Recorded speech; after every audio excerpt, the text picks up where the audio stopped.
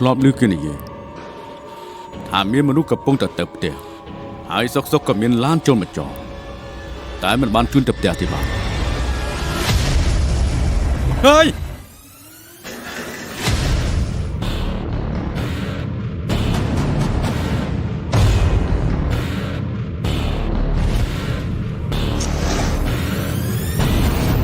រឿង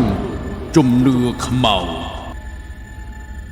ហេតុអីទៅនេះអ្នកនិពន្ធចូលចិត្តមកជួលម្លេះអ៊ំ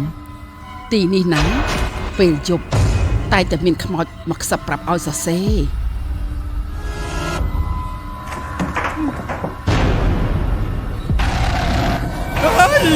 អ្នកមោតសៈភគវតោអរហតោសម្មាសម្ពុទ្ធស្សៈ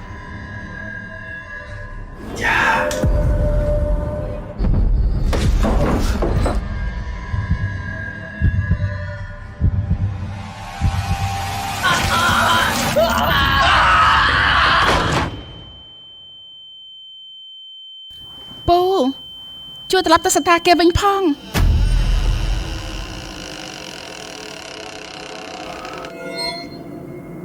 គឺវិញ្ញាណនៅក្នុងបន្ទប់នេះគេវិលមកនៅក្នុងហេតុការណ៍នេះបានន័យថាមានអ្នកណាសង្កត់វិញ្ញាណពួកគេអើយចាញ់ទៅ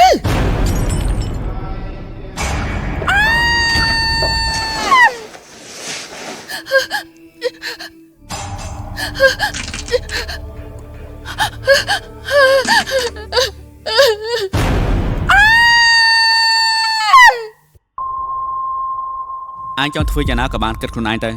ឲ្យវាចេញឲ្យផុតពីផ្លូវយើងលោកមិនគួរបញ្ជាឲ្យខ្ញុំសម្លាប់នាងទេ